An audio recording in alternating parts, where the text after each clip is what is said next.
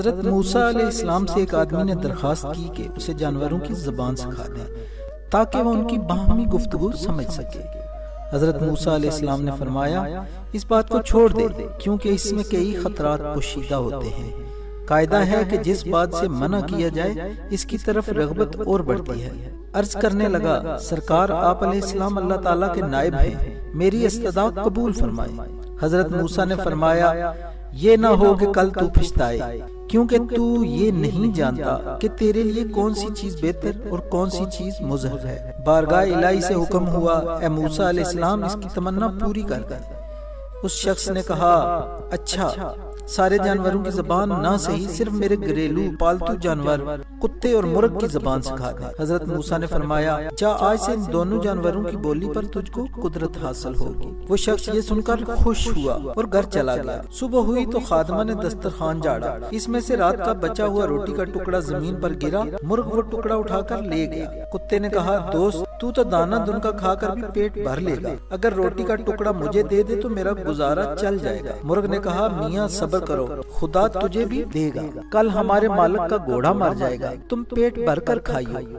وہ شخص ان دونوں کی گفتگو سن رہا تھا، وہ فوراً اٹھا، اس نے گھوڑا کھولا اور جا کر منڈی بیچ آیا اور نقصان سے اپنے آپ کو بچا لیا۔ دوسرے دن بھی روٹی کا ٹکڑا مرغ لے اڑا۔ کتے نے غصے میں آ کر مرغ سے کہا اے فریبی یہ دروغ گوئی کب تک چلے گی، تو جھوٹا ہے، ارے اندھے نجومی تو سچائی سے محروم ہے۔ مرغ نے جواب دیا وہ گھوڑا دوسری جگہ مر گیا، مالک نے نقصان سے بچنے کے لیے گھوڑا بیچ ڈالا، فکر نہ کر کل اس کا اونٹ مر جائے گا اور تو خوب پیٹ بھر کر کھانا۔ یہ سن کر مالک اٹھا اور اونٹ بھی بیچ آیا، اس طرح اس کے مرنے کے غم اور نقصان سے بھی اپنی جان بچا لی۔ تیسرے دن پھر ایسا ہی واقعہ پیش آیا تو کتے نے مرغ سے کہا ارے کم بخت تو جھوٹوں کا بادشاہ ہے، آخر کب تک تو مجھے فریب دیتا جائے گا۔ مرغ نے کہا بھائی اس میں میرا کوئی قصور نہیں، مالک نے اونٹ بیچ ڈالا اور اپنے آپ کو نقصان سے بچا لیا۔ مرغ نے کتے کو تسلی دیتے ہوئے کہا فکر نہ کر، کل اس کا خچر مر جائے گا، اسے صرف کتے ہی کھا سکتے ہیں، تم بھی جی بھر کر کھانا۔ مالک نے جب یہ سنا تو اس نے خچر بھی فروخت کر دیا۔ مالک اپنی ہوشیاری پر بے حد خوش تھا، وہ یکے بعد دیگرے 3 حادثوں سے بچ گیا اور کہنے لگا جب سے میں نے مرغ اور کتے کی زبان سیکھی ہے قضاء و قدر کا رخ پھیر دیا ہے۔ چوتھے دن کتے نے مرغ سے کہا اے مرغ وہ تیری پیشن گوئیاں کیا ہوئی، یہ تیری مکاری اور جھوٹ کب تک چلے گا؟ مرغ نے کہا توبہ توبہ، یہ غیر ممکن ہے میں یا میرا کوئی ہم جنس جھوٹ بولے، ہماری قوم تو مؤذن کی طرح راست گو ہے، ہم اگر غلطی سے بے وقت اذان دے بیٹھے تو مارے جائیں۔ مالک نے اپنا مال تو بچا لیا لیکن اس نے اپنا خون کر لیا، ایک نقصان 100 نقصان کا دفع کرتا ہے، جسم اور مال کا نقصان جان کا صدقہ بن جاتا ہے۔ بادشاہوں کی عدالت سے سزا ملے تو مال کا جرمانہ ادا کر کے جان بچ جاتی ہے، لیکن قضاء الہی کے بید سے بے خبر ہوتے ہوئے بھی جو آدمی اپنا مال بچاتا ہے وہ محض نادان ہے، اگر وہی مال اس پر سے صدقہ ہو جاتا تو شاید اس سے بلا ٹل جاتی۔ اب کل یقیناً مالک خود مر جائے گا، اس کے وارث اس کی وفات پر گائے ذبح کریں گے، بس پھر تمہارے وارے نیارے ہیں۔ گھوڑے اونٹ اور خچر کی موت اس نادان کی جان کا صدقہ تھا، وہ مال کے نقصان سے تو بچ گیا لیکن اپنی جان گنوا بیٹھا۔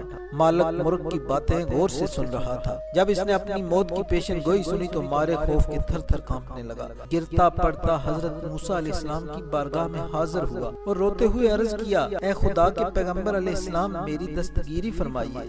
حضرت موسیٰ علیہ السلام نے فرمایا میں نے تمہیں کہا تھا اس ہوس کو چھوڑ دے کیونکہ اس میں کئی خطرات پوشیدہ ہیں، مگر تو نہ مانا۔ اے عزیزم اب تیر کمان سے نکل چکا ہے، اس کا لوٹ کر آنا فطرت کے خلاف ہے، اب میں تیرے لیے سلامتی ایمان کی دعا کر سکتا ہوں۔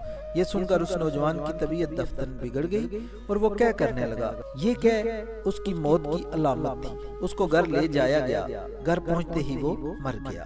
درس حیات، انسان کو نہ کسی بیماری میں مایوس ہونا چاہیے اور نہ ہی کسی مادی نقصان پر زیادہ رنج و غم کرنا چاہیے۔ ہر بیماری اور ہر نقصان میں کوئی بید ہوتا ہے۔ جسم کی بیماری یا مال کا نقصان کسی بڑی مصیبت کا صدقہ بن جاتا ہے اور اس کو ٹال دیتا ہے۔